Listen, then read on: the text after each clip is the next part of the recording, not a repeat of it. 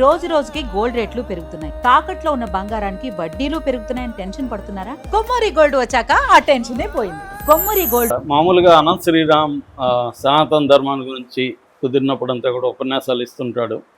తర్వాత మన సినిమాలు మన సంస్కృతిని ఎలా నాశనం చేస్తున్నాయి కూడా ఆయన చాలా బాధపడుతూ మాట్లాడుతుంటాడు. సో అలాంటి అనంత శ్రీరాము ఒక పాట రాశాడు దీంట్లో, పెద్దిలో. మనం ఆల్రెడీ చూసాము, దాని ప్రమోషన్ అంతా కూడా బాగా చేస్తున్నారు. ముఖ్యంగా శృతి హాసను, జాన్వీ కపూర్ డ్యాన్సులు, రామ్ చరణ్ కూడా డ్యాన్సులు ఎరగదీశాడు ఆ సాంగ్లో. ఆల్రెడీ ఇది పాపులర్ అయింది.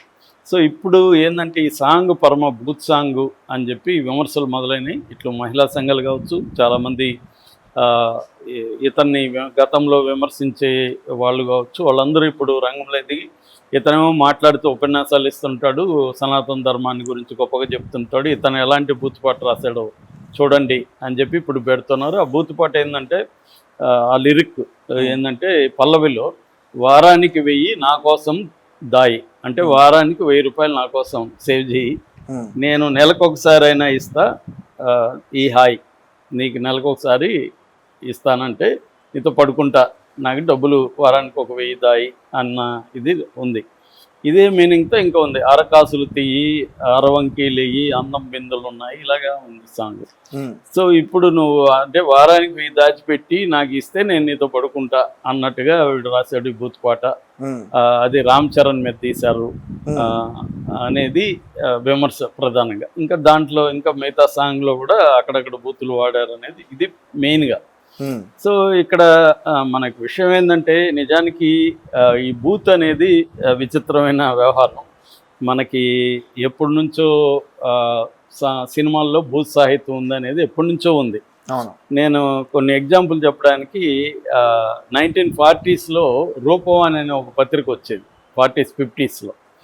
నేను ఇంకొక పత్రిక కమతం అనే ఒక పత్రిక నేను ఎడిట్ చేశాను. ఎడిట్ చేసినప్పుడు రూపవాన్లో ఉండే కొన్ని ఆర్టికల్స్ నేను ఈ కమతంలో రీప్రింట్ చేసి ఒక ముందు మాట రాశాను.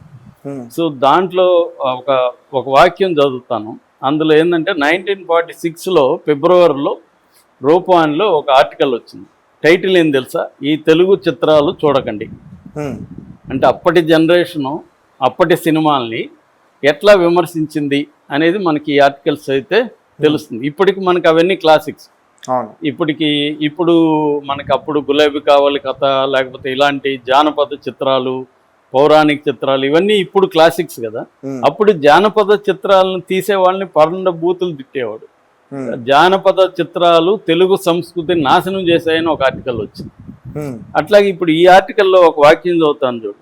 ఆంధ్రదేశంలో ఏ బేడా కాని టికెట్ వాణిని కదిలించినా, బేడా కాని అంటారు అప్పట్లో, కదిలించిన మన చిత్రాలను నిందించుటాయి. అంటే చిన్న టికెట్ తీసుకుని పోయేవాడు కూడా మన సినిమాలు తిడుతున్నా అంట. ఇప్పుడు 1946 ఇది భాష తెలియకపోయినా, మాట అర్థం కాకపోయినా జట్కా బండి వాడి దగ్గర నుండి హిందీ పిక్చర్ చూసి హాయ్ హాయ్ అంటూ ఉన్నాడు. అంటే హిందీ పిక్చర్లు నచ్చుతున్నాయి, తెలుగు బాగాలేదు. ఇది ఎప్పుడు 1946 డిస్కషన్. ఇంకొక లేడీ రాసింది ఆమె ఈ బూత్ గురించి చెప్పడానికి. స్త్రీ దృష్టిలో మన చిత్రాలు కాకరపర్తి కామేశ్వరి రాసింది 1951 ఏప్రిల్లో ఆర్టికల్లో. ఆమె ఏమంటుందంటే, మన తెలుగు సినిమాల్లో బూతు సంభాషణలతోనూ వక్షోజ ప్రదర్శనలతోనూ ప్రేక్షకుల్లో కామోద్రేకాన్ని రెచ్చగొట్టి జేబుల్లో డబ్బులు అమాంతంగా గల్లంతు చేసే సాధనాలుగా ఉన్నాయి.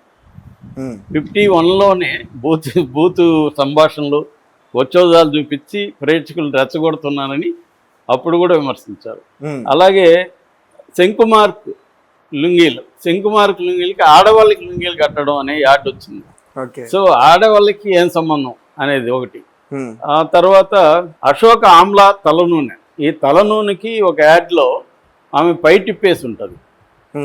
పై తిప్పడానికి తలనూనెకి ఏం సంబంధం? తలనూనె హెయిర్కి పెట్టుకుంటాం, పైట ఎందుకు జార్చింది అనేది అప్పట్లో విమర్శ.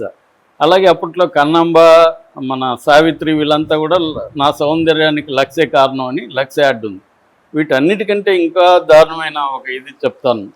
1934లో సీతారామ కళ్యాణం అని ఒక సినిమా వచ్చింది. ఆ సినిమా పాటల పుస్తకంలో ఒక యాడ్, ఆ యాడ్లో కండోమ్ యాడ్ ఉంది. అప్పుడులోనే 1934 సీతారామ కళ్యాణం, సీతా కళ్యాణం పాటల పుస్తకంలో యాడ్ ఉంది. సుఖవ్యాధులు లేని సుఖజీవనము, ఆనందమునకు అంతరాయం లేని జన్మ నిగ్రహ మార్గములు, కిమోనో. కిమోనో అనేది కండోమ్ పేరు. కిమోనో పురుషులు ఉపయోగించినది, చాలా కాలము మనును, అంటే ఇది మళ్ళీ మళ్ళీ వాడుకోవచ్చు. సుఖవ్యాధులు సోకవు, ధరించినట్లు ఉండనే ఉండదు, ₹1.08. ఇది 34 యాడ్. అంటే మనం ఎప్పటికప్పుడు బూత్ని ఎలా చూస్తాము అనే దానికి ఎగ్జాంపుల్ ఇది. అంటే ప్రతి జనరేషన్ కూడా కొంతమంది ఎలీట్ సెక్షను ఆ జనరేషన్ ఆ సినిమాలు వాళ్ళ కాంటెంపరీ సినిమాల్లో బూతులు ఉన్నాయని, లేకపోతే ఉద్రేకాలను రెచ్చగొడుతుందని, సినిమాలు సరిగా లేవని, ఇప్పుడు మనం క్లాసిక్ సినిమాలు అనుకునే వాటిని అంతా కూడా అప్పట్లో బాలేదనే విమర్శించారు. అందుకని చరిత్ర తెలుసుకోవాలి. మనకేందంటే సినిమాకు సంబంధించి చారిత్ర జ్ఞానం లేదు. ఆ పత్రికలు ఇప్పుడు అందుబాటులో లేవు. రూపాని, నేను చెప్పిన పెంకిపిల్ల రూపాని, ఈ రెండు చదివితే మీకు 40s 50sలో ఎలా ఉండేది అనేది వస్తుందన్నమాట. మా ఫ్రెండ్ దీని మీద ఒక ఆయన రీసెర్చ్ కూడా చేశారు. సో నా దగ్గర కూడా ఆ పత్రికలు మొత్తం ఉన్నాయి. పెంకిపిల్ల రూపాని అన్నీ నా దగ్గర ఉన్నాయి.